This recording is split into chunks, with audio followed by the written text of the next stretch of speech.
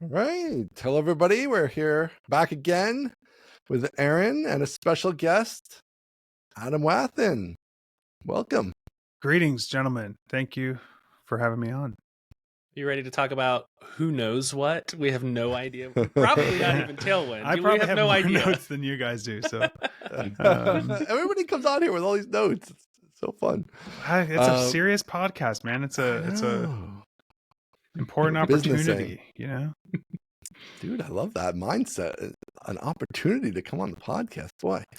I don't know. Before we get too deep, I want to check in on you guys. Aaron, how's the babies? Adam, you have a little baby, still pretty little, right? What, 4 months old or something?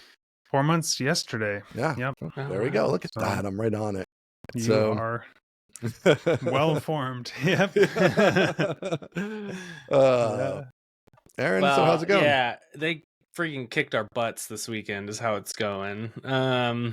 Nice. So, we have a million people helping us, right? We've got the night nurse, we've got the au pair. Turns out everybody gets the weekend off except mom and dad. So That's this the worst. Friday, I know.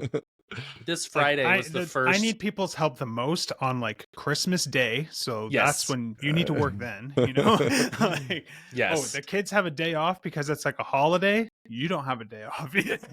Yeah. Turns out school also closed on the weekends. That's how they get you. You don't want to help take care of my kids when there's like a virus in our house.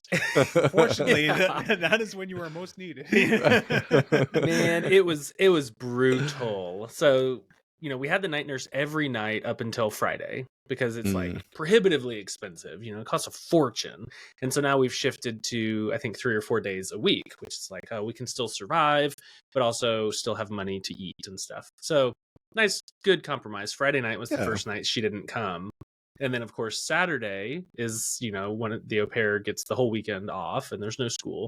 So we just get totally owned Friday night, waking up every 3 hours because there's 2 of them. So it's not like an adult can, skip a feeding and we can do every other one. We're both waking up every 3 hours to feed these babies. And then I got to get up and, Jennifer stays with the little kids. I got to get up and entertain 2-year-olds all day long. It was brutal. And then we did it again on Sunday, like no night nurse, no au pair, just me and Jennifer, and rough weekend.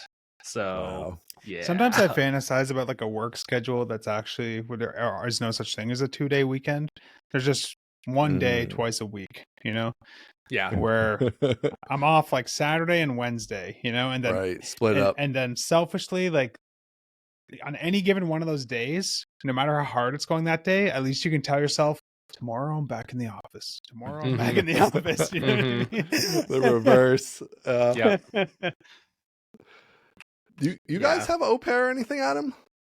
No, we had a nanny helping us like for a while, and she just finished up with us, but we are trying to find someone else. We have someone who is interested that might be starting in January. So hopefully, I don't know. That was like a condition for me of having 3 kids because Catherine, she just wants like an infinite number of babies. Right. And I'm like, I don't know. Like there's, I love kids, but they demand a lot of you. And yeah, for sure. So. And it doesn't stop. It just keeps, it changes, but doesn't really end. But it's got to get more fun, right? Like I honestly, it's different ways. As hard as the 2-year-olds are, I think I enjoy that even more than brand new babies. Like from a life is easy perspective, brand new babies, you just kind of feed them and you plop them down and they just kind of lay there. Like our 2-year-old is the easiest of the household, Yeah, she just sits there smiling and googling and drooling on things and whatever. It's fine.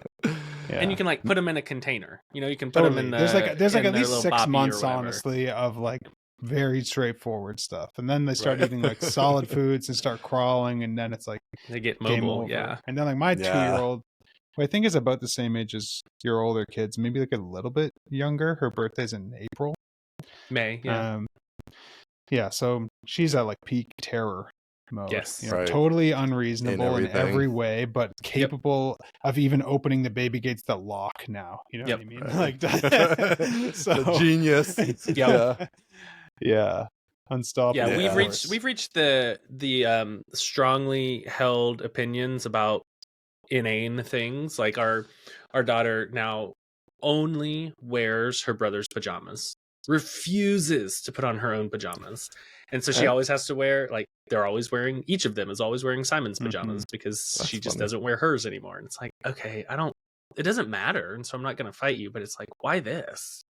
Yeah, I don't know. It gets easier, sort of. Like, they don't really put strange things in their mouth at some point and stuff, but then it does transition into, like, they have friendships that go bad and, like, real stuff, right? They have, are they sad temporarily? Are they, like, actually depressed? I'm worried about that. Or they want to go here and there, but, like, I feel like there's got to be this sweet spot between, like, ages 7 and 10, you know, where it's kind of like, about right. They're at their, like, they're peak level of independence, but they're still kids. Like, they can still just, like, bump into somebody at the playground and be best friends pretty quickly. Right. You know what I mean? But they still like you. They still want to hang out with you. Right. That seems that's what I'm so excited about. You know? Right. Yeah. All that stuff. Like, the real world problem. It is, like, overall it is really nice when they're big because there's just so much that's nicer, and you can have we have, like, with my oldest, I have, like, political conversations, right? Or I have like deep discussions, and, like, even with the younger ones, it's still like we have actual conversations, and we play basketball and we do fun stuff and whatever. That's all great. But there is, like, the real worldness part of it is stressful. That they are humans with these same feelings you have, and fears and desires and all these things. Like, they have all those things because they're just actually their own little people. And what have we gotten ourselves into? I don't know, man. I just pounded a Celsius, and now I'm all amped up, but I don't know. I don't know if I have energy for that right now. Especially when you go over the 2 too, because we talked about this on the show before. But 3+, it's complicated. There's a lot going on. Everyone said, like, going from 2 to 3 was harder than going from 1 to 2, and I didn't really believe it, and I still can't tell if it's true. But, like, the thing that I sort of underestimated was that when you have 2, there was all these times when, like, you had to, like, solo parent, and that felt like a thing because it's like, I gotta watch both these kids by myself. But now it's like, what felt like solo parenting before is, like, normal every day 24/7 now. That's because, like, someone's taking care of the baby. You know what I mean? Yeah, exactly. Yes, exactly. Yeah. Yep. And then that stays because, like, the one has soccer, but the other 2 don't have anything to do. Or it gets even worse than that. The one has soccer, and the one has ballet, and the other one's got the school thing at school. And now you're just like, well, how the hell are we going to do that? Like, there's only 2 cars and 2 of us, and, like, all right, we got to talk about something else. You're bumming me out, man. Making this a parent podcast. It's awesome. It is awesome. It is awesome, but it's a lot of work. It's a lot of work. It's a lot of work. Businesses and everything else going on. But I am exhausted. Yeah, exactly. Especially where you're at, is super exhausting. Yeah. Oh man. All right. So what do we got going on? Oh man, there's so much to talk about. I don't know. I mean, I don't know if you have a list. We could start with your list. What's on your list? I'm so curious. I'm fairly selfish, but I can talk about lots of things. Like, I can talk about whatever you guys are curious to talk about. Things that I am prepared to talk about. One, this stupid UI kit project I've been working on for the last 700 years. We got to get into Ian wants to talk about that for sure. Every day, that's an hour. Drop some dark, depressing rabbit hole discovery on me. The other thing is hiring. I'm always up for talking about hiring because that's the other stressful thing that's on my mind all the time. And then just, like, stuff that we're planning to do in the new year, always a big infinite list of things. I don't know if you guys listen to me and Ben's podcast, but we kind of talked about this idea of, like, a Tailwind marketplace and trying to figure out what we could change in our company. I really want to talk about that. We could focus more on, the high value stuff that we do and not so much on, like, trying to commercialize it, which, whatever, we got to do what we got to do, but it'd be kind of nice if there was a way out of that, or a way to not feel like anytime we're working on Tailwind, we're, like, letting something else, like, stagnate. You know what I mean? So those are some things floating around. Grab something, if you want, or we can talk about anything else. I'd say we start with UI kit. What do you think? Yeah, let's go with UI kit because that'll feed nice into the other ones, especially, like, the marketplace stuff. I definitely want to talk about. And so Catalyst, right? That's going to be your UI kit. And I know it's been a year. You said you've been working on it, right? I'll say, like, the initial the plan, like having it on the roadmap has been multiple years, Right. There's always been this like, okay, we started doing the templates, and even like a year before we did the templates, me and Steve like kind of decided we wanted to do those because we wanted to solve this problem of like, we wanted to be able to build more opinionated stuff that like didn't fit into Tailwind UI, and also stuff that could be like sort of done where like if something like went out of style design wise, instead of having to go and like update 500 components to like make the whole thing feel fresh, we could just be like, well, that one's old, we'll just make a new one now. It's a new website template, and it's like looks like today's websites. So that like felt like really freeing, and we started with all like the marketing sites, stuff like that, but we always knew we wanted to kind of solve the same problem for application interfaces. And a big part of that was because of this like inherent trade-off we have to make in Tailwind UI, where in the Tailwind UI components, like everything is meant to just be like you hit one button and everything you need is in your clipboard, right? So it has to be this copy and pastable snippet, which means like a form can't be like importing a button component from somewhere else or importing an input component from somewhere else. It just all has to be effectively inlined in this like one big snippet, which is nice because like having these super portable. So if you look at Tailwind UI, anytime there's a button that's like the same HTML and classes duplicated 1,000 times throughout Tailwind UI, right? Which is kind of crappy because it kind of sends the wrong message about how you're supposed to use Tailwind, So the UI kit is like our attempt at like, okay, let's go the total opposite set of trade-offs. Let's make like the most like connected, fully componentized thing ever, and offer that to people in a way that they can still customize it. So you just kind of download a zip file, drop all the components into your project. If you want to change the border radius, you open the file, change the border radius instead of a bunch of configuration and stuff. So that was kind of the plan. Started working on it properly in like May. Demoed like the first version of it at our Connect thing in June. Since then, deleted every single line of code and started over again. Because you just learn things from building it that you can't predict ahead of time, right? Dude, so changed like the entire structure of the APIs. Like one example is like initially we started with, okay, let's like have a component like an input field that shows like a label and the input and all that stuff, and it's just like one little thing you drop on this in your code and add some props and it just renders it. But there's so many limitations that you get there. Like say you have two inputs where one of them you want like the actual field to be shorter because it's just for like putting like a credit card CVC code or something, so you don't want it to be like full width. How do you do that? You can't, if the whole thing is like one component, even if I let you put a class on there where you say like max width XS or something, now it's like applying the max width to like the label, the description, and the input, but you actually just wanted it applied to the input. So now do you have a prop called like label classes, description classes, input classes? All of a sudden it starts to feel horrific. So we trashed the whole thing and just built it all as like, now it looks like HTML. It's not any more condensed than HTML. It's just like more opinionated. So that's like one example of a thing.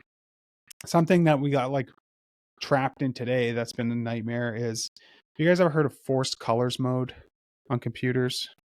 No, it's a Windows thing where thankfully, for people who need like really high contrast UIs to like be able to see stuff. And no one really cares about this if you look around the internet and turn it on in DevTools because every site breaks. But like we kind of are held to a pretty high standard because we're selling code, so we kind of have to consider all this stuff. And this kind of just, it's like an really accessibility consideration like anything else that we do.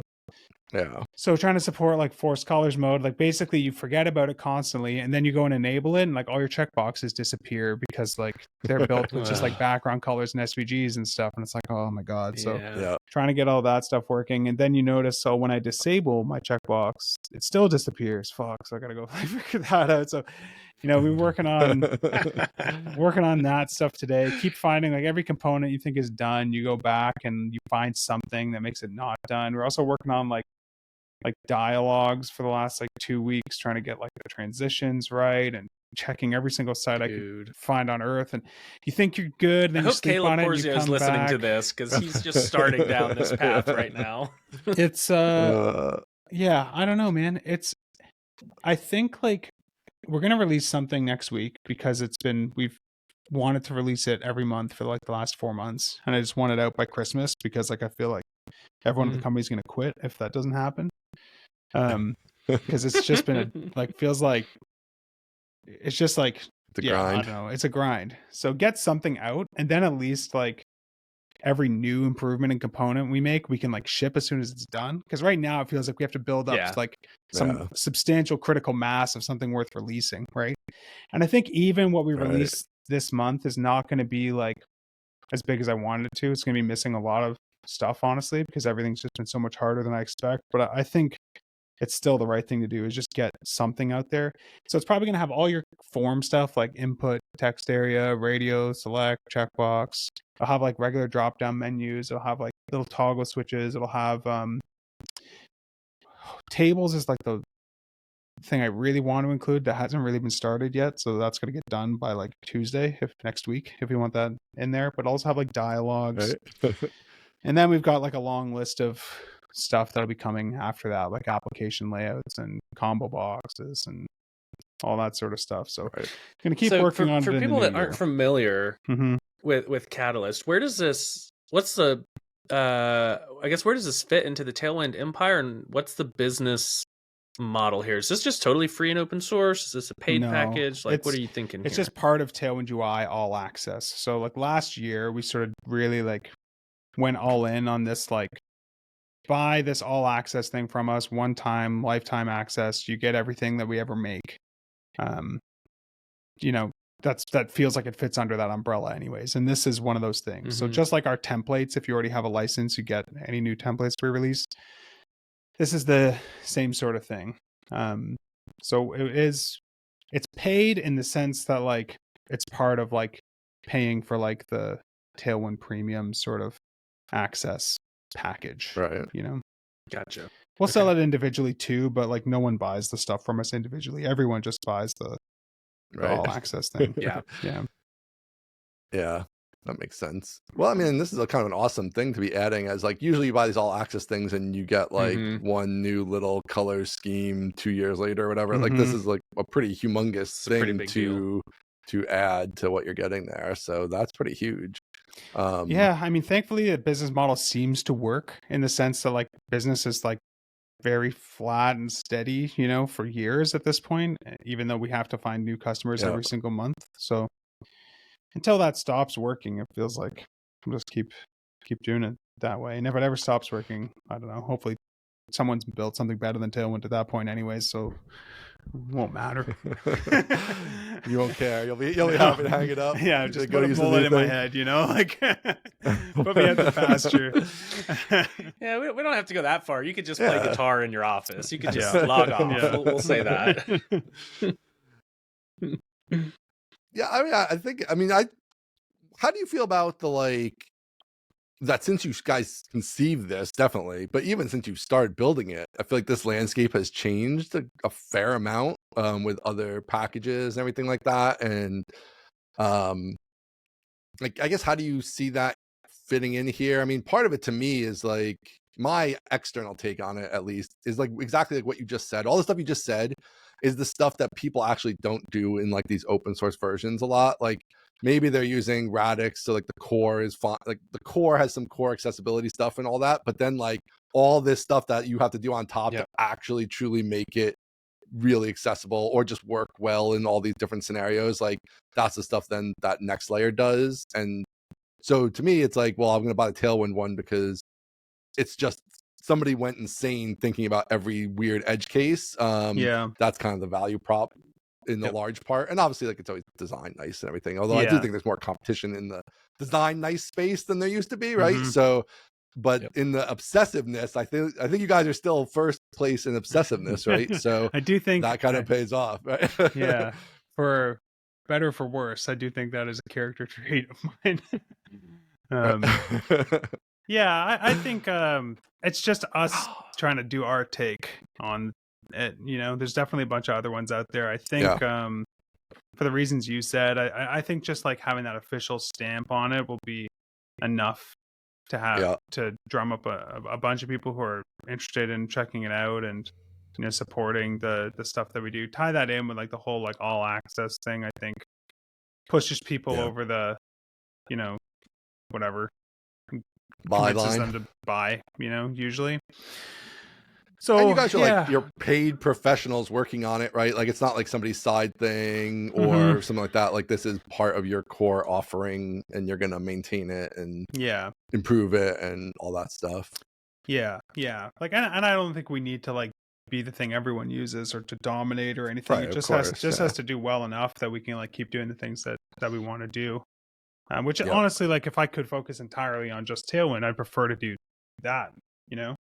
But at the same time, like building this thing, we've made so many improvements to Tailwind just from building this and noticing opportunities to improve it. And like that's the other thing that's made this take longer, I think, is I'm trying to be disciplined about every time we actually like see something that's like, oh man, this would be easier if I just did this thing in Tailwind. Like I could either put that in this never-ending list of to-dos, or I could just like stop, go over, like fix it in Tailwind or improve it in Tailwind, and then come back and start using it.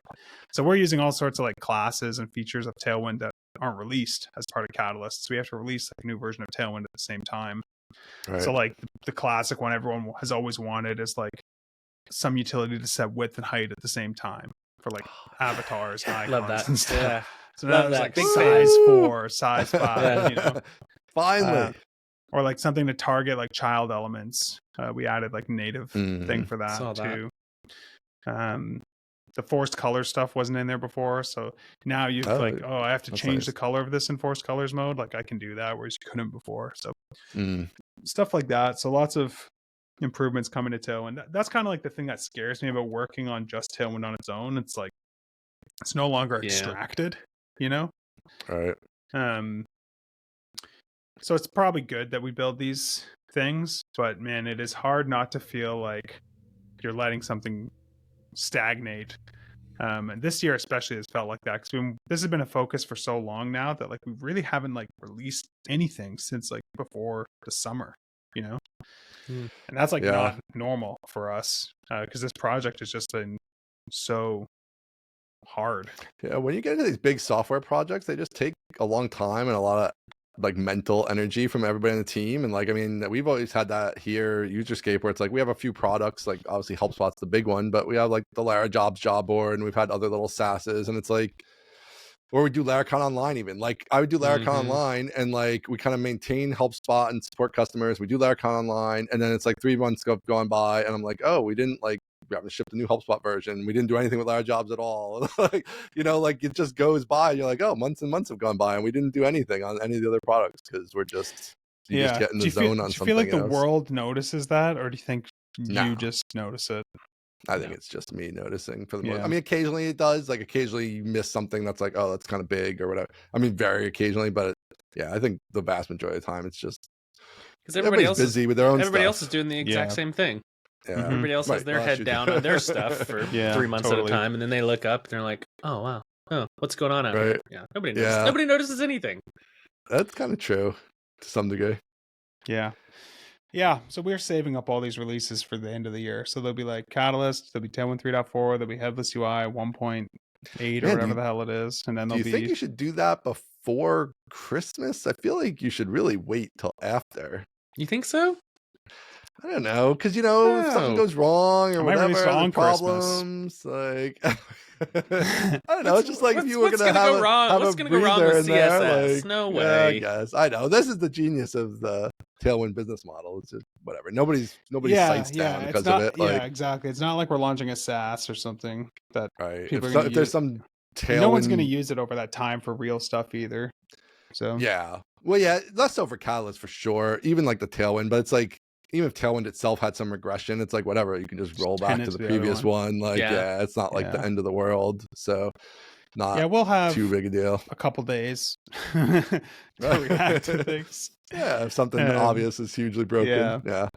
And I mean, there's that magical week between Christmas and New Year's that like Tailwind and Catalyst are all perfect for, where it's like, hey, I'm not really working and I want to play around with some stuff. Let me play around with the new Tailwind and the new Catalyst. And I feel like that's a good way to capitalize on that little dead week side for project week. Yeah, exactly. And if people find bugs, they're not like angrily finding them, because it's just I'm just going to go eat that gingerbread house over there now, Right. Yes. Gonna move on. Yeah. I know you guys were talking about this on Hackers Incorporated, which is Adam's podcast. If you don't listen, definitely check that out. But the idea of like having real world projects, whether it's a SaaS or Catalyst or whatever it is, Tailwind keeps moving forward. So you have like those real world use cases. And yeah, I think Catalyst is like perfect for that. Like you've obviously found tons of stuff in there. Yeah, more than if you were building a SaaS or something like that, I think, really, because you're just so down into every corner. Components you wouldn't necessarily need yourself, right? Like I'm not going to build this box whatever thing because I don't need it in my app, but you're going to build it for Catalyst because it's an expectation of that there's breadcrumbs or whatever UI component that you might not necessarily inherently use.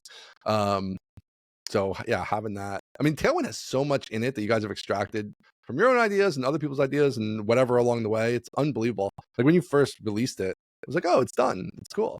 And it's like 10 times bigger now. It's like there's everything in there. And then apparently lots of stuff still missing. Still lots of stuff missing. Yeah, still a lot. So still don't have text shadows. You know what I mean? Yeah, that's fine. I kind of want to hear about headless UI. Like, where does that fit in with Catalyst? Because headless UI is like, that's a sleeper hit. That's one of my faves. I love headless UI.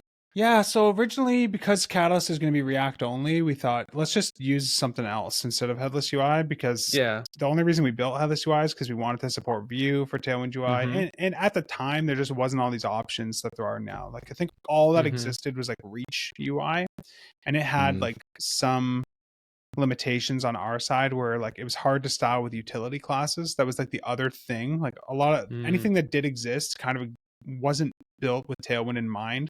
So like you could style things with custom CSS and stuff, but not by just like slapping utilities on things. And also Tailwind was missing features to like do things like arbitrary variants and stuff where I could like target a child element with this data attribute on it, because we didn't have the sort of like just in time version that it became now. So we built headless UI to sort of be like a headless UI library optimized for styling with Tailwind, basically. And we kind of built everything that we needed it to have for all the stuff we put in Tailwind UI, and that's always been like the driver of adding new stuff to it. I think if we had like a bigger team, we probably would have just like put more effort into building it out for the sake of building it out, but that just never happened because there's so much to do with just Tailwind itself. But yeah, so we're working on Catalyst thinking, okay, well, now there's like Radix, there's React Aria components, there's all these things out there. We should just like let that be someone else's problem because we got enough problems, and build and yet using one of those.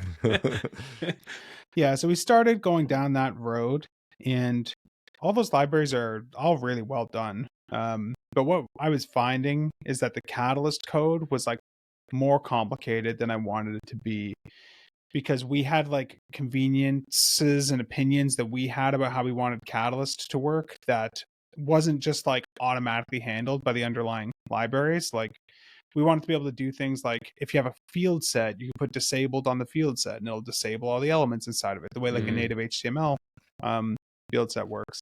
But a lot of these libraries like don't even have a field set component. So we have to build a field set.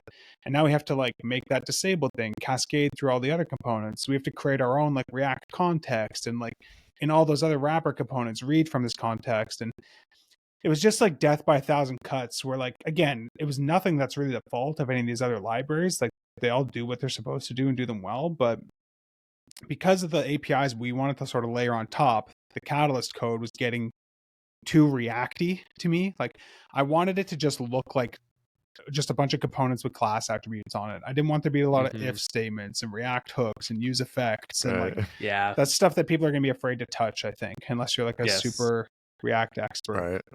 So we eventually just got to like one API that we were trying to implement where it was just like we can't even like figure out how to work around this and get it to work the way we want. So what are our options here? We either like throw out all of the conveniences we wanted to layer on top and just commit to just embracing someone else's API and just like styling that API, or we just like double down on headless UI, migrate everything to headless UI, and now anything we want Catalyst to do, find a way to bury it in headless UI instead, you know? Hell yeah. That's what I'm talking about. So that's what we have been doing. And it was a pretty scary decision, but it's actually worked out a lot better because I was always afraid of like, what is this what message does it send to people if we're like not even using headless UI for our own things? Yeah. And does that mean we should need to go and update all of Tailwind UI to use like something else? But then like, what about Vue? Because people are using a Vue version of Tailwind UI, and there is no good Vue library that we can use or whatever. So it's actually worked out for the best, because now I feel like we're actually continuing to improve and develop headless UI for like a good reason, not just out of like obligation. You know what I mean? Yeah. Yeah. So yeah, I'm actually really excited about it. It kind of like really reinvigorated my passion for that project, because I kind of like took for granted like the advantages of controlling the whole stack there. Like now like Catalyst is just being built in this mono repo where we have like a fork of headless UI in there and Catalyst just next to each other, and it's like, headless UI needs to do something, just open the headless UI file and edit it, and it works right away. It's not like we need to publish a new version of headless UI or anything. So instead of like having to be like, okay, well, you know what we should do? I guess we'll open an RFC on Radix or React or whatever and try to convince them that this is a good idea. And then, you know, and whatever. That's like not their problem or fault, you know? But if we can just like, hey, Robin, can you just like make this work? 5 minutes later, it works, you know? Awesome. So I'm excited about that. I think we'll do like a redesign the website and stuff too. But yeah, so there'll be a new release coming out of that, which will have like all these form components. So now headless UI will have like a text input and a regular checkbox and a button and all that stuff, purely just so you can like get all the IDs and ARIA described bys and all that stuff automatically. So that'll be cool. We also added like the the drop down positioning stuff. So classic. Float UI or whatever it was. So that's built in now. I kind of was stubborn about that originally because I thought, okay, it's headless UI. It has no opinions about styling. If you want something to be like anchored, like install the library that does that, wrap the headless UI component with that, and just wire it up. But it's actually like a pain in the ass to do. Yeah. So we're just like going all in on like, you know, Agreed. Maximum simplicity convenience. There, you know, yeah, for sure. So as you're building out, like I was just gonna say, like with a drop down, like I only ever want the drop down dropping part near the drop down part. Like you know what I mean? Like it's not even like it's just like that's just how it should be. That. Like right, I always want that. Nobody doesn't if you want like that. Resize the window, you want it to like flip to the other side so that there's room like for nobody wants it to show in the far right corner when you click a thing that looks in a drop down. And you can still do that. Like we built it in a way that's backwards compatible. You have to opt into it with like one little prop. So so if you want to do it, you can. Yeah. So as you're building out headless UI features and stuff for Catalyst, that's all React. Is the Vue version staying up to date? Does Robin just do them both at the same time when he does it?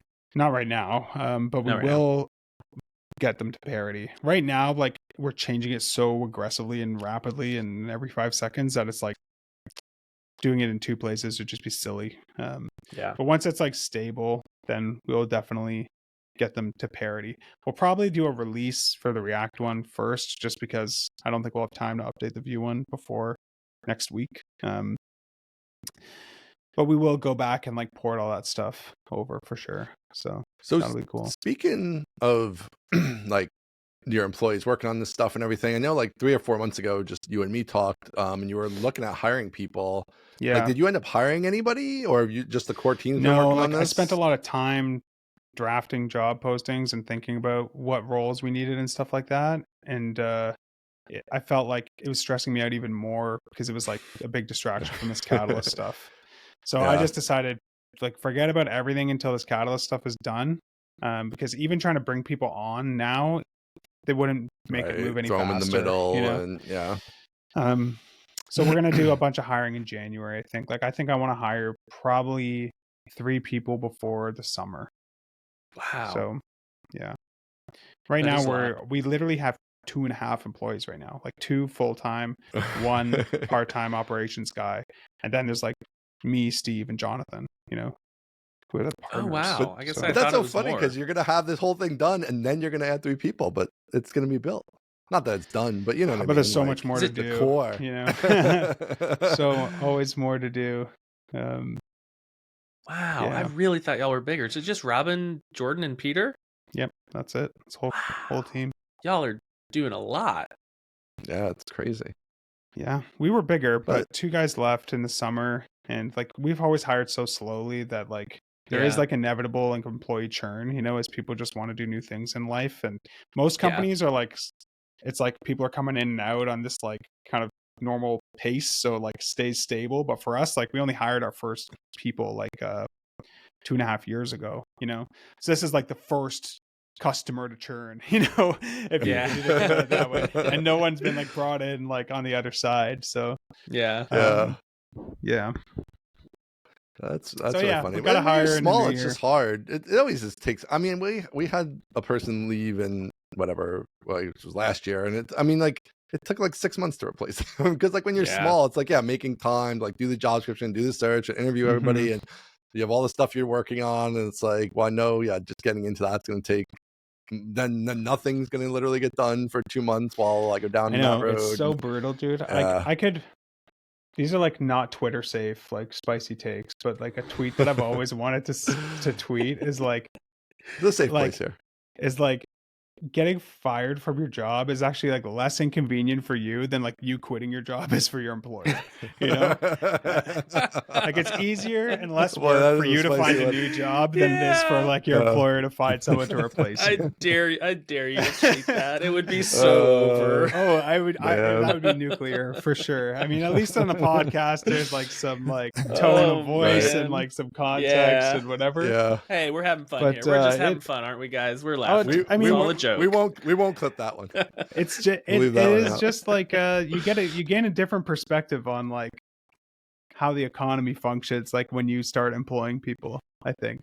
Like the amount of work that it is to find people, and like you know, people get angry on Twitter sometimes about like, oh, I didn't get the job, but they didn't send me like a detailed list of like feedback about like why I didn't get it. Like what a waste of my time. Like think about the fact that I interviewed like 50 people. Like technically 49 of those interviews were a waste of my time. You know what I mean? You know what I mean? This is a thing where like, I mean, it is changing a little bit, but I still think there is, especially for a smaller company, there is this value of like people who stay at their jobs for a reasonable amount of time, you know. Like I think it's like hard to bring in somebody like in a Tailwind Lab situation of like somebody who's had 4 jobs in the last 6 years or whatever, right? Like that's like a person that's like hard, like you know that like you're going to be back on that grind in a year or two, like hiring that role again, like, you know. And when you know you have like a good salary and it's a good job doing pretty cool stuff, like, you know, that's a tricky thing.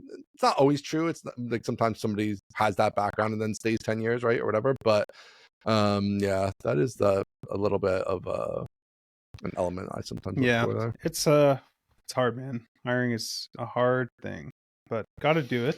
I'm looking forward to doing it. I think I got a good plan. I think like the thing I've identified that took me a long time to identify is like I can solve my anxiety and dread around hiring by like hiring someone who's good at hiring, not to be like a recruiter or an HR person at the company, but just like, I'm sure, Aaron, like where you work, there's plenty of people who are just like engineering manager who has to interview people and hire people just for their job, you know. And those people have way more experience hiring people than I have, you know. Just because I like own a company doesn't mean like I have any clue how to do any of this stuff. There's plenty of people who are just like employed managers who are like really good at this stuff. So I'd like to like look for someone to be sort of like an engineering lead type person at the company that can like, you know, contribute at that level too. I think that would be really helpful. So and on the other side, y'all are both employers. I am an employee. This is why it's so easy to get hired, y'all, because it's hard to hire people.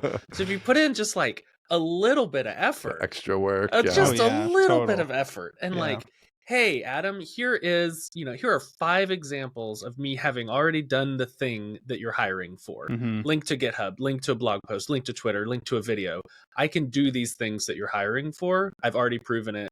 I would love to meet with you. It's like, super easy. That helps. But I say this to people all the time, but I think people don't really understand it, that like though even the tiniest extra effort, honestly, like it just stands out. Like those people just stand out so far above like everybody else, the other 95% who like, here's a resume and like that's it. Like the people who do a good cover letter and have put a little effort in just like pop right out. Did y'all see Taylor tweeted recently about hiring somebody for video at Laravel? And people replied to the tweet with, I would love to Like, what? That's you just shot. That's your shot by saying replying and saying I would love to work at Laravel. Yeah. No, dude. Put together a specific video that's like, here's clips of all the videos I've done. Here's a message for you, Taylor. Send it as one link to your inbox and not like 80 links of hey, here's some random crap that I've done before, but like specifically here's the thing you're looking for. Especially with video, guys, like make an edit, like here's an edit of the things I've done. Make a video, like here's the thing I've done. Come on. I think, to be fair, it is sometimes hard to like have an intuition for like what someone wants to see until like you've been in a position of like hiring people, because now I feel like I could get any job I wanted to, because like I know exactly I know the ins and outs, like what pain everyone like is hiring has, you know what I mean? But I didn't have that intuition before. I think there's a difference too, which is this also does stand out to me when hiring, but it's like if you do that extra little legwork though of even finding out who the company is. And like, because if you're applying to like Microsoft, right? Like it's not a specific person. Doesn't move the needle, It's going to go through HR and 3 other layers before like the manager even sees it. So it's a little different game there. But if you're like applying to Tailwind, it's like, there's Adam. I know him specifically. I can like read his Twitter thread. I can see what he's been complaining about, right? And then probably is hiring this job for. And like there's no excuse not to tailor that more specifically. And also if it's these companies that really well and admire, like a Tailwind, like Laravel, whatever, these like internet famous company, you're applying to it, like you got to put in that extra effort there. Didn't Robin do something awesome when he applied forever ago? I mean, he put together like a really good little website job application thing that kind of outlined a bunch of his experience and also even like she shared a bunch of his like opinions about things that were sort of like risky in a way, but like good, because like if his opinions happen to like be compatible with ours, then like that's exciting for me, because it's like, oh man, I'd love to bring someone on who I don't have to worry that I'm gonna like have to like fight with about things, you know what I mean? But he put together like a good page with a bunch of stuff, and he'd already been like really active in our community Discord answering questions for people.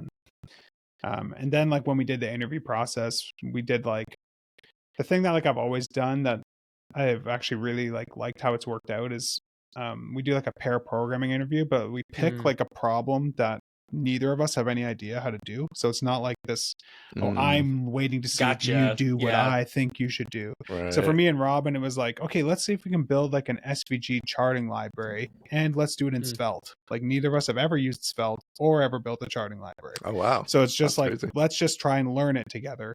And he was like probably the person that stood out the most when we were interviewing, that just I felt like I never felt like I was waiting for them to like understand something that I had just understood. It was just like we were like programming at the same pace and like understood exactly what to do next at the same time. So it just felt like really fun and productive. It never felt like I was like having to try and get someone to like, register like what this bug was or whatever. So that's really cool. Good. That's a cool process. Yeah. Now you could just sit there pair chat GPTing like Svelte and SVG and Svelte and have it produce. It's true. Yeah. But so hiring, gonna do some of that in the new year. I think I think the role I'm thinking is like engineering lead, because I feel like too small to have like a director of engineering. You don't have a lot of people to direct really. But someone who can help me out there, that's like just a really to formalize some stuff too, maybe like like someone who like is happy to like be responsible for like mentorship and coaching and that sort of stuff. Like that stuff stresses me out. I'm not really good at that stuff. So I'd like to have someone to help with that, and who can help with hiring, and it's just like really technically talented too.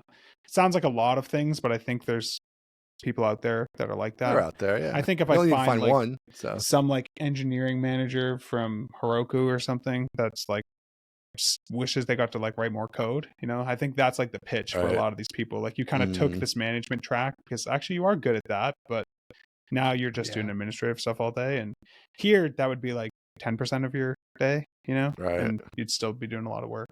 And we need to hire like another designer, I think. But I think I really want to find like a technical designer this time, someone who can like design and code and Yeah, that seems like a big advantage. Like a Hugo over at Tuple. I mean, obviously, yeah, you someone to can't steal sort of Hugo. like bridge the gap between pure design and pure implementation, because I feel like I play that role the most here now, and I don't trust even my own like skill set there, you know.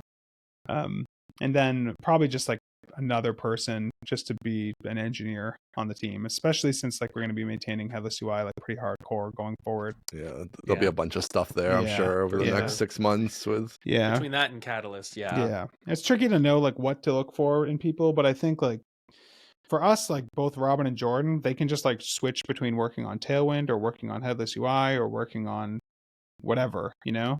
So that's I think there's people like that out there, and I'd rather hire like just a bunch of people who can cover for each other than have like a headless UI team and a Tailwind CSS team, because then you miss all these opportunities that sit in like the intersection of like the two projects when you actually know how they both work, right?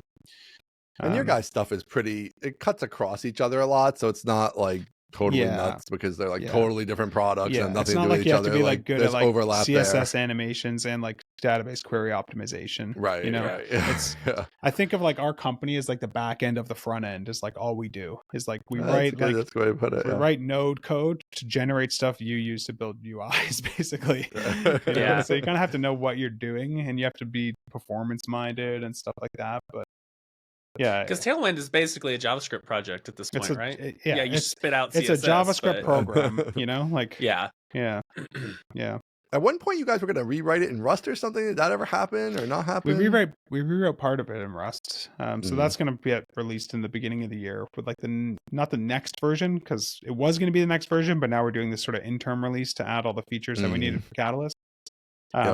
But basically, the main thing we did is we took like the part of Tailwind that looks at all of your files and tries to find all the class names, and we rewrote that in Rust, because the only way to make that fast in JavaScript was a giant regular expression. Right? It's actually multiple regular expressions that run after each other. I love that, and it's horrific. Like if you need to add like a situation that's currently unsolved is we added this child selector variant. So now like you can do like asterisk : underline, and that'll underline any child elements.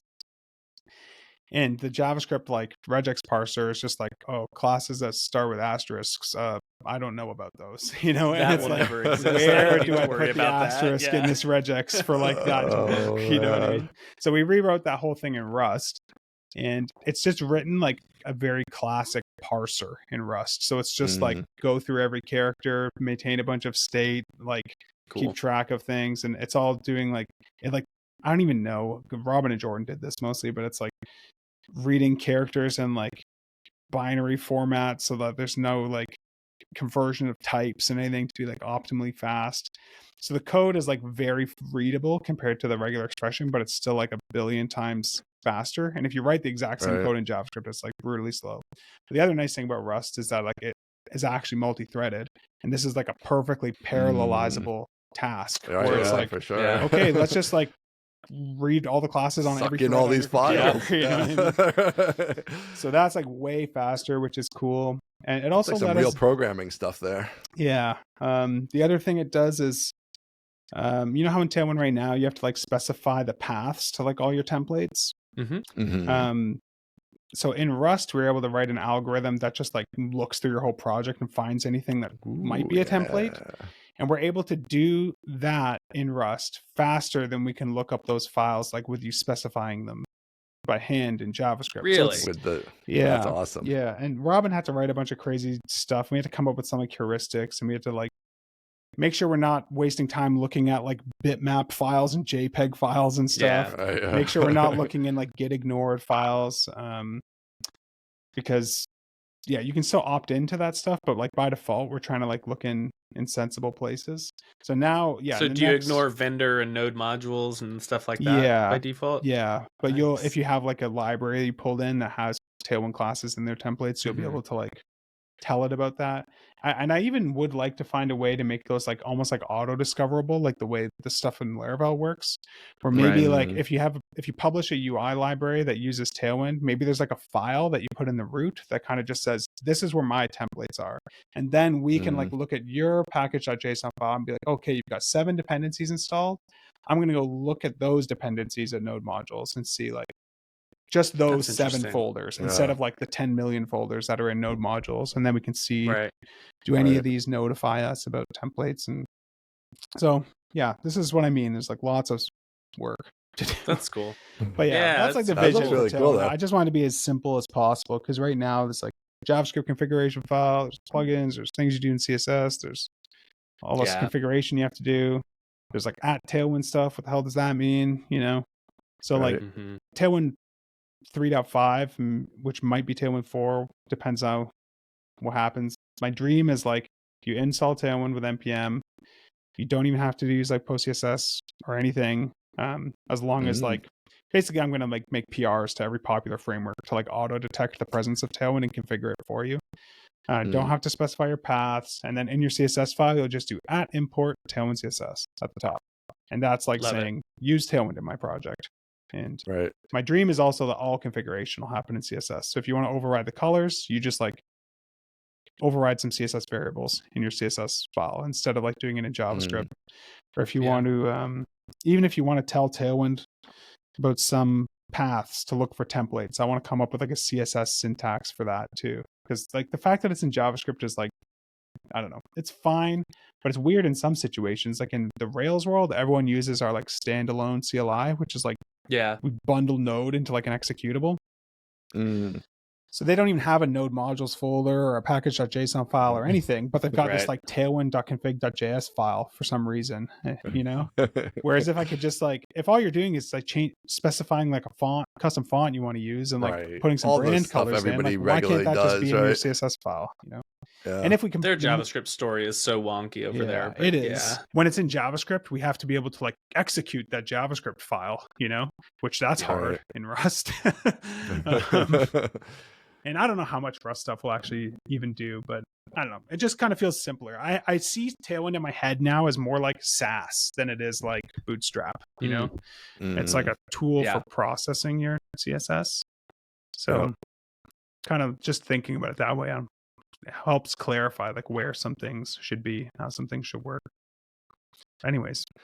I like it. I definitely hate when I have like just one random Tailwind class somewhere, just like I'm outputting it in some PHP code somewhere for some crazy reason, and it's like, well, now I have to like remember, like inevitably, why isn't this working? Oh, I didn't add like my event listeners folder to the Tailwind config. 5 minutes. I gotta like go in there. Yeah, exactly. Right. So I'm definitely looking forward to that. All right, let's do some businessy stuff. So I know on the other podcast you were talking about, and we've talked about this in the past, having a marketplace. Give us your rundown of the idea of a marketplace. I got some thoughts there myself, but like, what's the idea behind a Tailwind marketplace? What's that mean? Okay, two motivations. So one is like right now our business model kind of like puts us in competition with like people who love building stuff with Tailwind often, which is like unfortunate. You know, I wish there was like more alignment there. So if there's people out there like making awesome Tailwind templates, it's kind of like there's not a lot of incentive for me to like help offer them distribution or tweet about how cool this is or whatever. Cause it's like in the back of my mind, I'm like, am I telling someone to buy this instead of like buy something from us? Like that's silly, you know? But at the same time, it's like, well, that sucks because if I want to build a big community, I should be able to like spotlight some of the stuff people are doing, embrace everybody. And we do that with anything that isn't competitive generally, right? Like if someone builds an awesome site with Tailwind, like, you know, the Shopify homepage comes out built with Tailwind, like I'm all over like promoting that. So I'd like to be able to do that with basically everything. I also kind of feel like it'd be interesting if we could incentivize the community to build stuff, just to see what that would do to the community. Does that attract like more designers and stuff like that into the community that aren't really there right now? Like Tailwind, to some people has this reputation of like it's a CSS framework for backend developers who like don't know CSS or whatever, right? And I'd rather it be like something that people who are really good at design embrace to build really cool stuff too. Like that is common, you know? But you see like ecosystems like Framer where there's just like people building Framer templates and stuff because Framer has like a theme store where you can publish that stuff and people make a little bit of money doing that and everybody kind of wins, which is cool.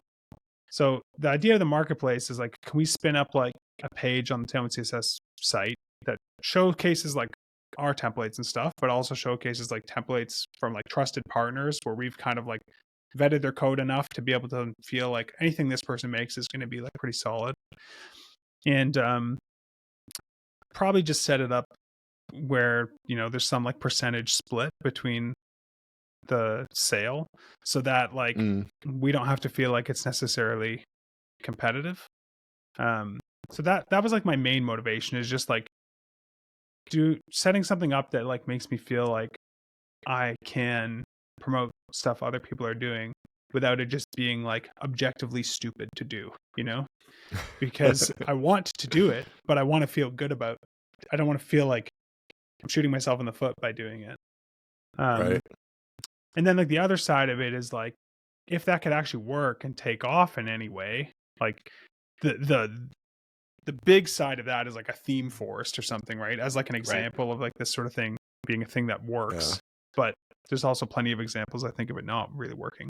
But if it did work a little bit even, it'd be nice to just feel like there's new design stuff coming out while we're focused on like the Tailwind CSS stuff and the open source stuff, instead of having to be like, put all that stuff on hold while we do some Tailwind stuff for 6 months and then do some UI stuff. And that's really felt like more stressful this year because of how long this Catalyst project has taken. Like, historically, it's been like 2 months working on a Tailwind release, 2 months working on a template, 2 months working on a Tailwind release, 2 months working on a template. And that pace has felt fine, but this year has just felt too slow. But I don't know. I'm curious what you guys think, because I'm still pretty skeptical that it would actually work well enough to even be a drop in the barrel compared to like how well our stuff actually does. Yeah. I mean, that was my concern. So I think you could tweet about cool stuff and that would have zero impact on your revenue. Like none. So like if you just saw a cool Tailwind UI thing that was somebody else's whatever component library, or definitely just a pure template, like you could just talk about that. I mean, I wouldn't talk about it every day all the time, but if you like tweet it out once and like, hey, this is really cool, I think that's not going to ever impact you, I don't think, so you could just do that and feel fine about that without even any of this other stuff. But there could be some revenue there. I mean, I don't know. Bootstrapped, I get the impression, I never get the impression like they made tons of money with their theme stuff. Interestingly, their marketplace, they do publish like the numbers of templates that have been sold. They don't say like the numbers, but that's close enough. If you look at like their most popular dashboard template, it's sold 2,200 copies, right? And that's at $39, and they're getting like 30% of that, Yeah, so that's like a day sales or whatever. Call that, whatever. That's $26,000. $25,000 total, whereas like, I don't know if I want to share exact numbers, but that's like nothing. Not a lot. This doesn't move. Exact number is nothing. I'm a zero. We don't need the exact number to know. Yeah. Well, so this is the other thing. I think what's kind of interesting to me, and I don't want to rehash what you talked about in the other podcast too much, but I kind of feel like it's similar. You talked about how Tailwind had a job board. Yeah. And that didn't work out totally. And I think this is kind of the same thing, because to me, it's like you have a huge audience, right? And you could have sold a bunch of jobs, I think. But the thing you'd have to do to accomplish that, and I feel like that's the same trade-off here, is like, if you just wanted to turn the Tailwind Twitter feed into like jobs all the time and marketplace stuff all the time, and you wanted to do the newsletter into that, and you want to change the website, and instead of having 2 links to components that go to Tailwind UI that you guys get all the profit from, instead it goes to like the job board or the marketplace. Like, you could have like super pushed these things. So the same thing with the marketplace, and probably sell a reasonable amount. But I don't think it'll sell nearly as much as you do Tailwind UI. So like that's like where it gets to be a weird trade-off. Like, are you going to start?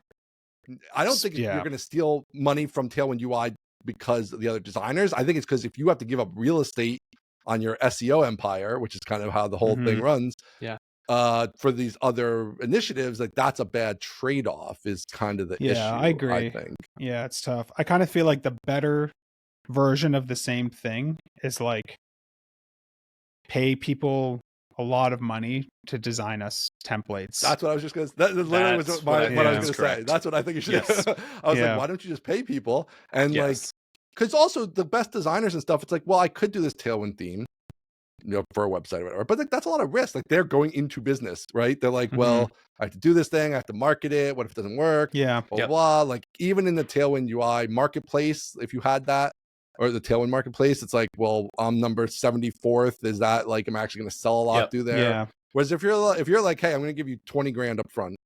And then, Yeah. and I'm going to give you some percentage. What I mean, you could do The either way. percentage You is could do it, like, complicated because of the all access yeah. thing. But I was going Right. to say, like, Well, even if you yeah. look at this bootstrap template, the most popular one, back of the napkin math, the person selling it made 60 grand, you know? That's to Right. be the most popular template on the bootstrap theme store. Right. Like I could Right. just pay people 50 grand guaranteed, you know? Right. Right. And that's like less than And we've probably spent on every then template for sure. Right. normally, Internally. Yeah. you know? Well, and that's the other thing too. But I mean, I think there is this sort of in between. I think the easiest way is definitely like you just pay people for themes, you add them to the all access, boom, you have this huge library of themes over the next couple of years. Great. Mm-hmm. I think you could do a marketplace like thing even, but it was more curated and it's more like that is where you could have people earn a percentage where it's like, I'm going to give you 20 and you're going to earn a percentage. Because this marketplace is like a special place. It's like it's not internally done, it's externally done. Maybe they're only getting like 20% or 30% because they're getting like a bunch of money up front. But it's like, if you did want to have another place that was more like a quasi community place, but still with your oversight, curation.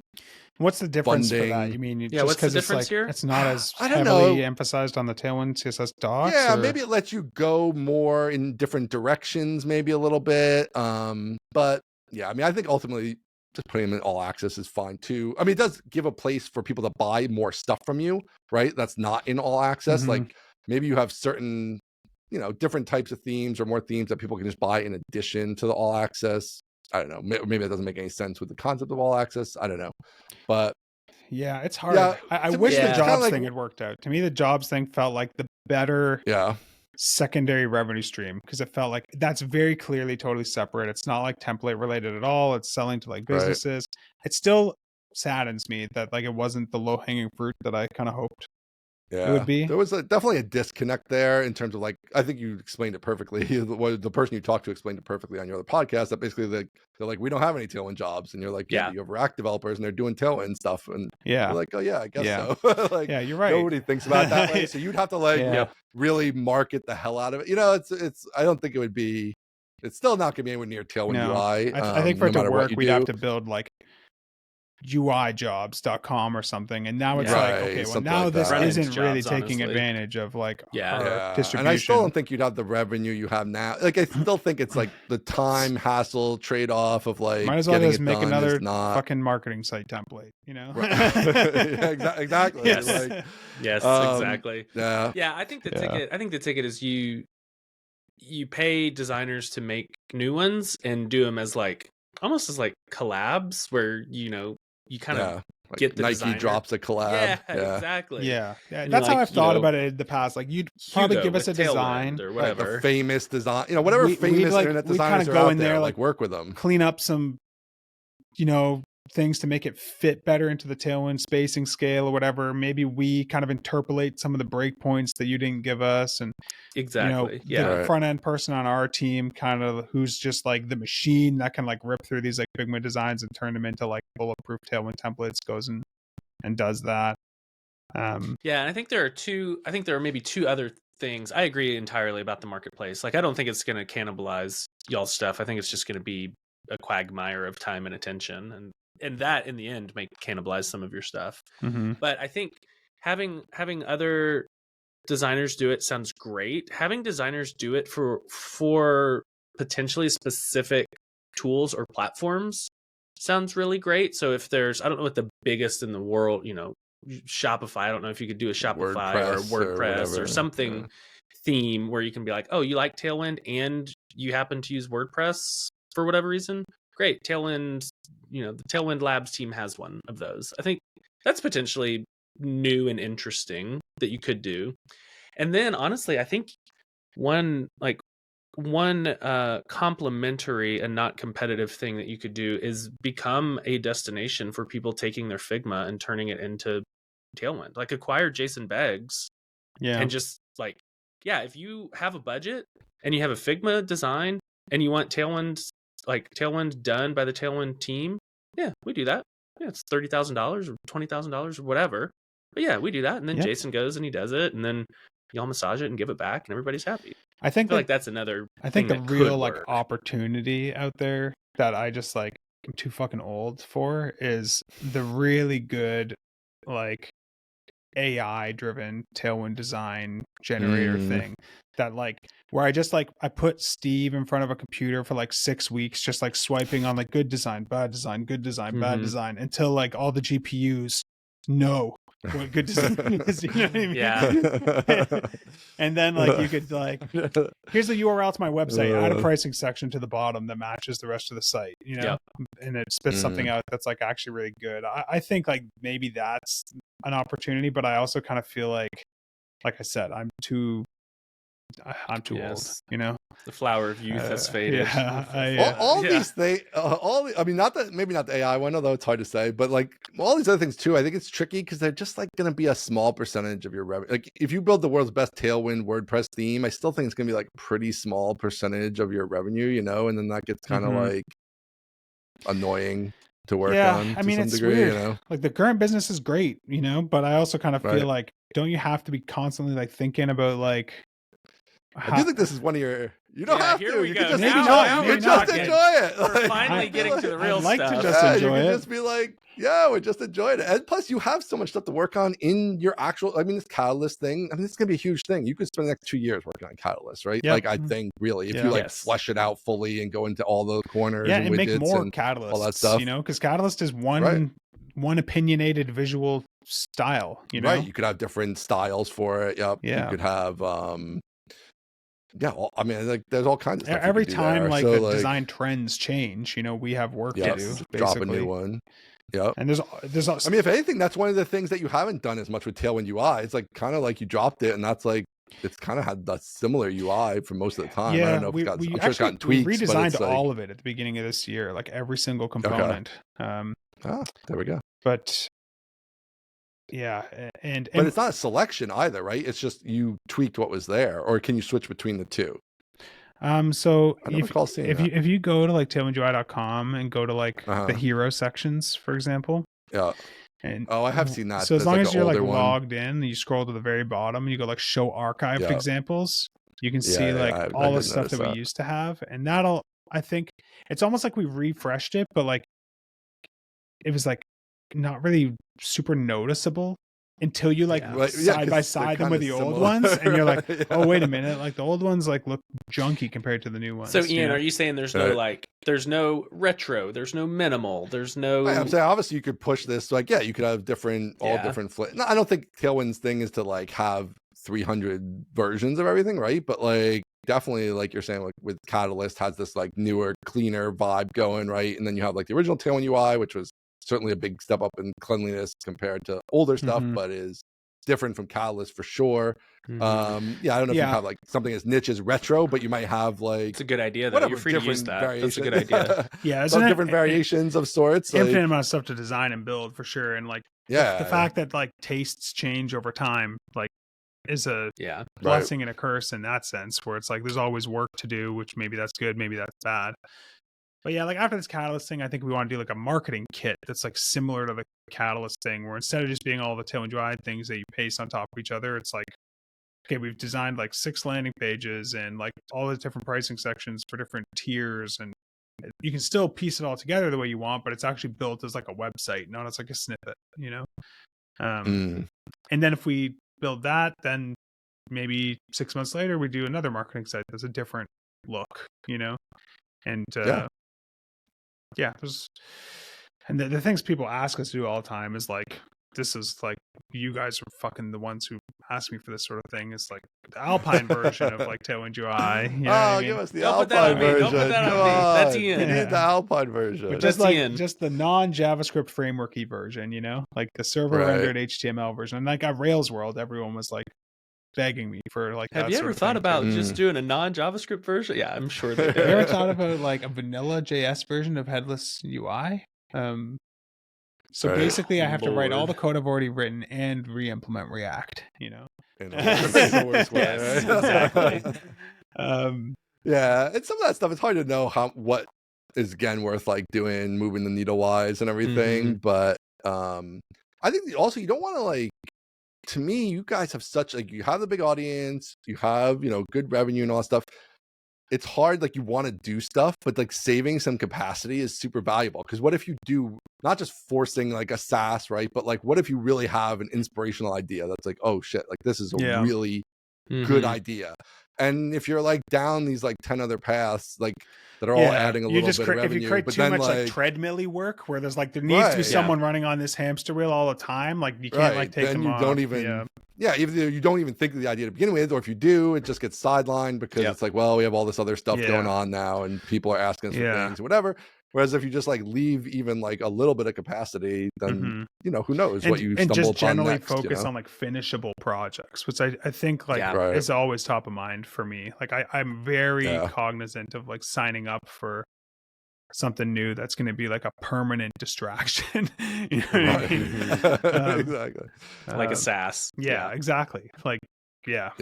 I mean, that's your guys' stuff is so nice like that way because I mean, it obviously has ongoing maintenance, but it's also ultimately like on your own time frame too. It's not imposed on you because the database server is down, for instance, or things like that that I've been dealing with, where it's like, oh well, I'm just going to be up all night with this database, babying it through because that's what has to happen, right?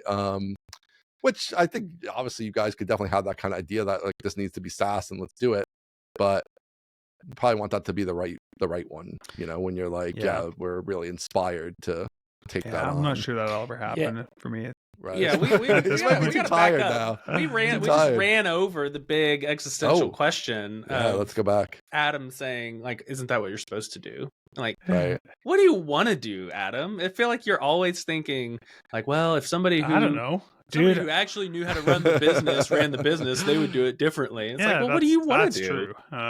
I don't know. I know you say that all the time. I mean, that's the problem. Like, I am doing this because I don't know what I want to do, and it is fun for the most part. Except until sometimes you just get into these problems that are just like horrible because they take forever, and like it feels like there's no good answer. You know those problems where it's like I just got to pick the least bad solution here and really be disappointed with the way the whole thing went. That's how like some of the hard things in Catalyst have felt. But when I get to like jump off that and work on like a new Tailwind feature that I can build in like 2 days, it's like, yes, this is fun. You know, I like working on that stuff. Yeah. But I don't know. Like I could just stop doing all of it, but that's like really boring. You know, I don't have anything to replace that. Then the opposite with either problem. Then you're super so I'd rather do this than be bored because as much as it sounds fun to just like play Fortnite with Taylor all day, which I do plenty of anyways, you do start to feel like a hollow shell of a human being. You know? I would think so. Yeah.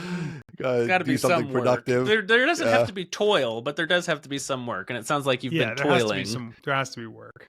Yeah. There's been some toiling. Yeah.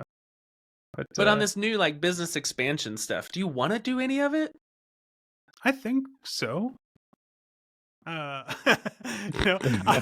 Convincing. I'm telling myself that like I think things would be actually even more fun here if I can get like the right people in place to like even help me be more inspired with like the stuff that we can do and have more fun people to like work on stuff with and offload more of the stuff that like stresses me out. Like I've done a good job at some of that stuff, and like I sometimes have to like take a step back and like acknowledge it and even notice it. But like for the longest time, like so much administrative stressful stuff was my problem, and now like Peter is like my favorite human being in the world because he handles like all of it and he does it amazing. Like he's awesome, crushes all our customer support stuff.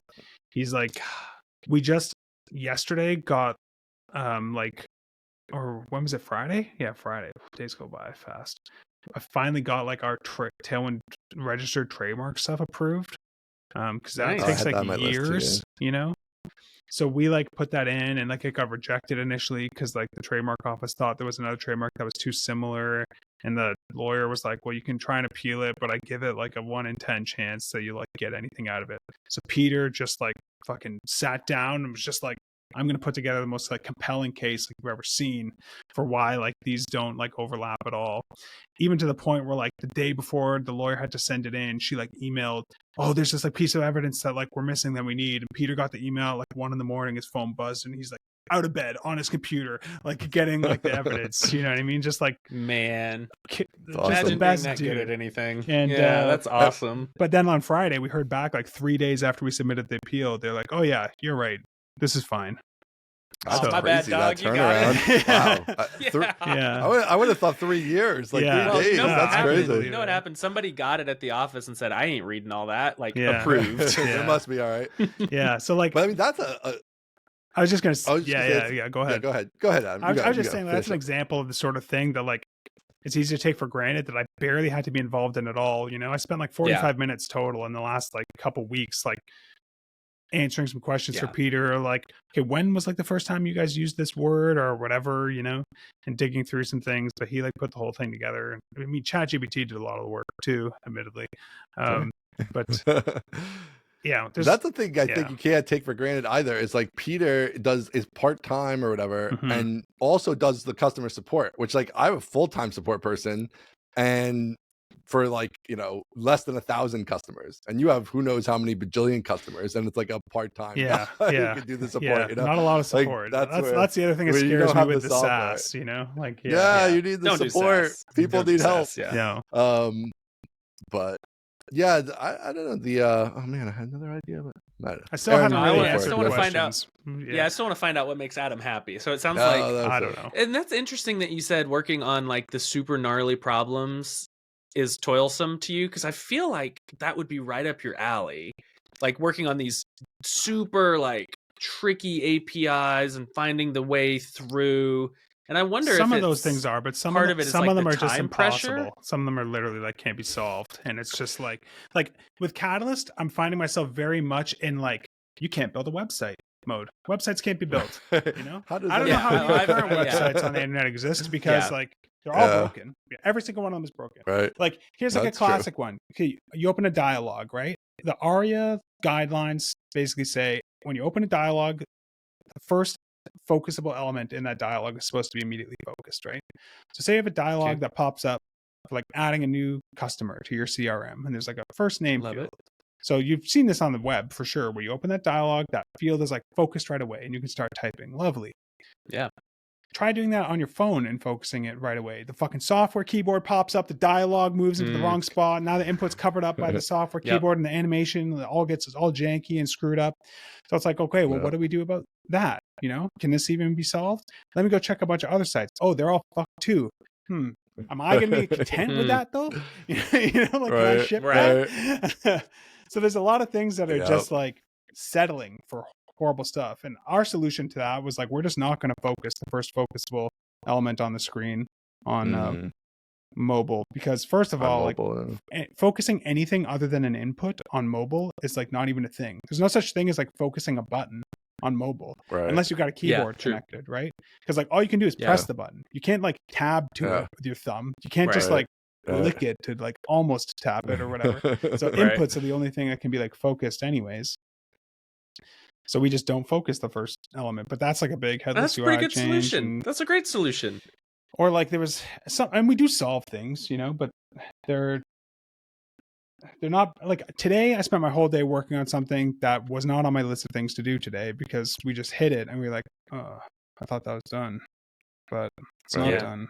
And that was bad, right? Yeah. That's a bad feeling. Yeah. The good feelings are like new CSS feature. Oh, I think there's a cool way we could do something with this in Tailwind. Yeah. Let's like work on this for like 3 days and crack it and build the API and it goes in really smoothly and then people can start playing with it. Those are like the funnest things. Like you need to be a little bit hard, and I feel like the thing there is like not necessarily the type of work, but the timeline and the external pressures to have the thing done. Like if Catalyst was out and you came across this focus thing and you're like, I wonder what an elegant solution for that on mobile would be. Oh, I could just not do it. You could crank that out in, 6 hours a day, half a day, whatever. That seems like more fun. Yeah. But the fact that Catalyst has been going for so long and you come across yet another problem. And exactly. I feel like that is the bigger it's like the death thing. march side of it for sure. Yeah, you burned out on Catalyst. Yeah. But Then that's why I just want to get it out next week, even if it like doesn't have all the things I wanted, because then after that, like I can spend 2 weeks on something and release it. 2 weeks on something and release it. 2 weeks on something and release it.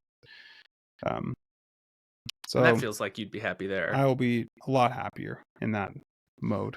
That's something too where long term, I don't know if you're ready for this yet, but like how you were saying before about like on the open source side, like I think in general you kind of prefer the open source side, and then also like sharing other people's stuff. Like if they were separate, if they were actually separate, and you were the head of Tailwind CSS open source, like you would just share all the cool stuff, and you wouldn't be thinking about anything else because like you're like, I built this cool thing, and I'm sharing all the cool stuff, right? And I feel like that could eventually you could just get there. Like you could hire somebody who's like runs the commercial side essentially. Like this, look, Jason Cohen kind of done something like this in a different way. He stayed in the business side of it, but it's like, you could be the open source guy doing the cool open source stuff, sharing whatever you want. Like the business people, that's their job to worry about. Like if you step on some toes over there, like even though you still own it, it's like you are just separated from the business of selling things like under the Tailwind brand, you know what I mean? Or something, you know, like right. And you don't even mess with that. It's like whatever. As long, you once a quarter are checking out the numbers to make sure things aren't. Like, do you think crazy? There's someone just out there right now that's ready to like parachute in and be like head of product at Tailwind and succeed at it and do it better than me? Is it head of product or even almost like a CEO or something like that? But like, or maybe whatever. It's like some kind their of job though is to like make things that grow the make commercial money. side. There's tons of those people out there. I mean, I think name one Make of them. Ben do it. Name one. I mean, I'm not in those circles, but I feel like they're definitely. I mean, this is how every VC company works. Like they plant a CEO in there after they do the investment or whatever. Like that's very common. Or the founder eventually leaves and they get a CEO. Like this is all very common. It's not common in our circles. Like you do hit a lot of things that aren't as common in like the bootstrap founder circles because of like your guys scale in multiple ways. Doesn't it seem harder at a smaller company? I'm sure I'm just making excuses here, but to me, it's like I can understand how like T-Mobile can replace their COO with a different COO. You know what I mean? And how that's like I went to like business management school, so I'm good at this job.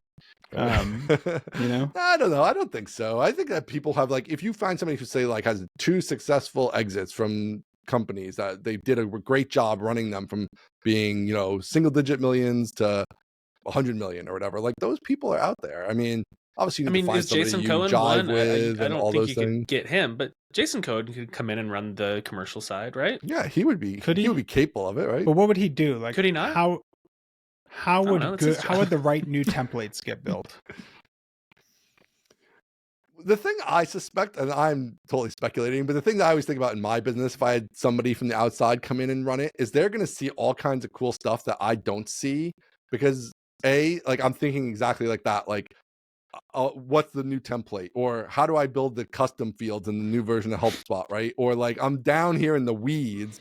They're like not even programmers, right? Yeah. They're like, what do we do to like increase revenue given that we have this big audience and we have these assets and this thing going on, right? And then that logically we should have this other line of business, or we should do something. We should have $100,000 enterprise contracts. We should have enterprise. I was thinking about a template. Yeah, not that always works. And then of course there's trade-offs, like especially if you're doing it yourself, it's like, well, you're going to hire that person needs other people. Like now you're getting into like, do you want to cut into your revenue? And you guys run a very nice profitable business, and like obviously everything you could just run it the way it is and do nothing and be totally fine.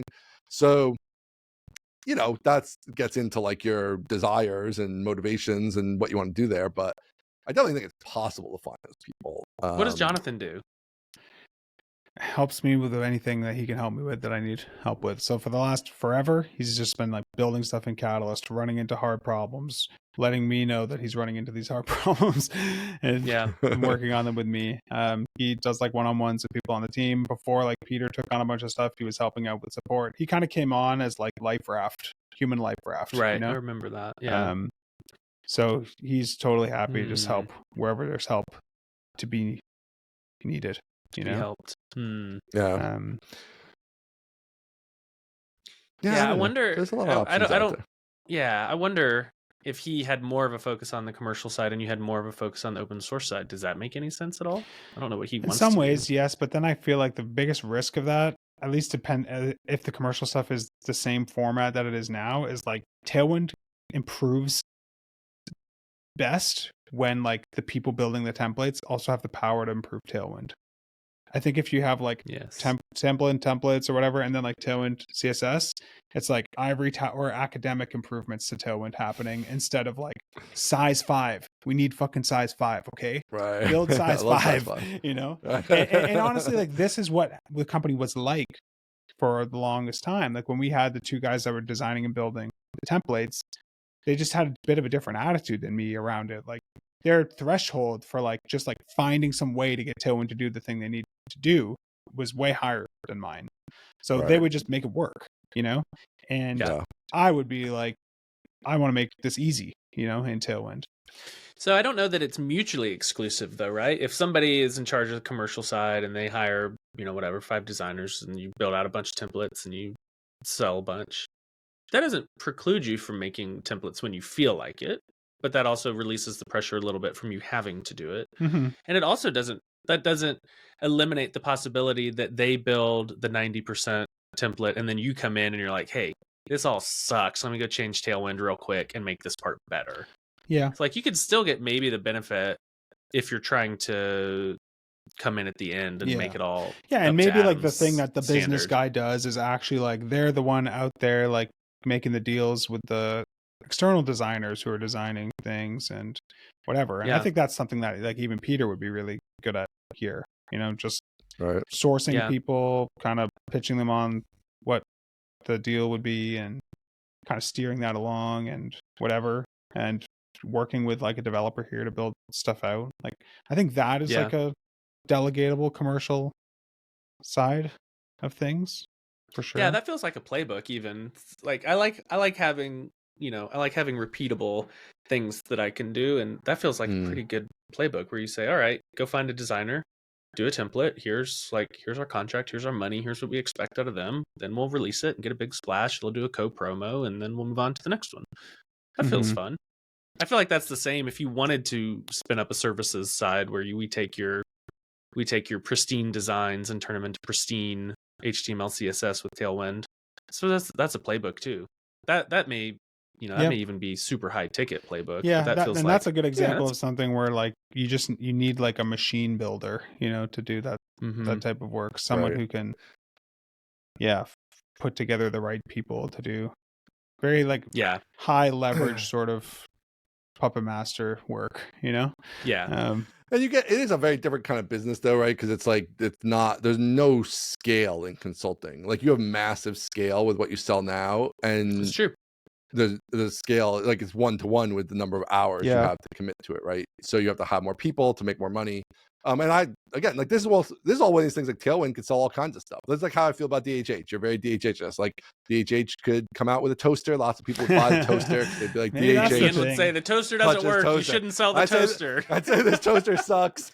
Why is there only one slot? Why do you only pay for it once? Like no one wants to buy a toaster that's not a subscription. So like I've been selling toasters for years. Wants nobody to plug buys in a toasters. toaster in their own house. They want a cloud toasters. They go to Starbucks, they get the toast. They don't get the toast in their house anymore. Come on, where you been?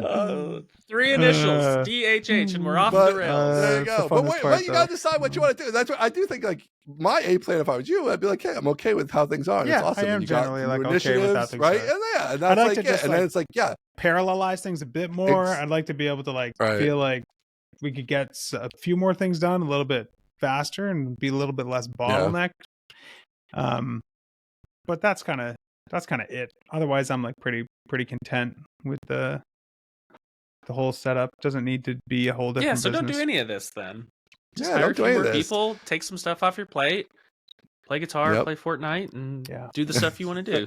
and keep that capacity. That capacity could be very valuable. Yeah. You just don't know when it's going to be valuable. You know, it's like you don't know when you're going to have this great idea. Like you didn't know 5 years ago or whatever you'd be selling Tailwind UI and it would all be great, right? But you had enough room back then for it. Like you sold the book and you made some room in your life with that, and then that led to the next thing, right? So like everybody gets. I do feel like I'm kind of waiting for a next thing, all that stuff in life. We'll see like what it is. Still your like next act. Maybe, I don't know. Still like what I'm doing, but been doing the programming thing for like a long time now, and like longer than any other thing that I kind of got insanely obsessed with and good at in my life, you know? So, but then it's here's what you need. You need more tinker time. You got to get Catalyst out the door, and you need tinker time, because I feel like your best ideas, having like observed from the outside, are when you're tinkering. Yeah, you're like, I'm building kite tail, and you're like, actually, wait, I'm not building kite tail. I gotta make something. I'm building Tailwind. But that's like how Tailwind is getting better too. Is like the yeah, you need some more just F around and find out time. Yeah, we'll get there. But also, you know, it's like, I think Adam started at the very beginning with like, you feel too old for some of this stuff. And I feel like you're obviously not too old in age, but I do feel like you're in this phase of life that I definitely felt at your guys' age, was like, you have the young kids and stuff. Like, it's so hard. Like, it just takes so much out of you. Yeah. Like, even though the kids go to bed at like 7, like you want to tell yourself this fantasy story of like, soon. Okay, at 7, I'm going to be able to like go down to my, I'm going to get like 3 hours of work done. It's like, no, I can't do anything at 7. You know, you know what I mean? Exactly. Yep. So it's like, so in that way, you have probably like an 8 years, honestly. Like, I'm not saying you couldn't do something big in the next 8 years. You absolutely could. But at the same time, like, if you just give yourself 8 years and are like, yeah, I'm going to be doing awesome stuff with Tailwind, whatever, blah, blah. And then like kids are bigger. Yeah. Brain capacity frees up a little bit. It's like, things then maybe appear, that's like the phase 2 of like other new type of things. But like, it is very hard because like, just whatever, being a reasonable father to your kids is like a lot of overhead. Like, so, I have to leave right now because it's piano lesson time, you know? There you got it. There you go. All right. Well, thanks for coming on. I really appreciate it. It's a perfect ending note right there. Thanks for having me, guys. And, always fun. Have fun at piano lessons. Will do. All right, man. All Talk to you later. See ya. All right. See ya. Bye. All right. Let's wrap up the show then. Thanks everybody for listening. You can follow us at mostlytechnical.com, mostlytechpod on Twitter, and mostlytechnicalpodcast@gmail.com. Thanks a lot. See ya.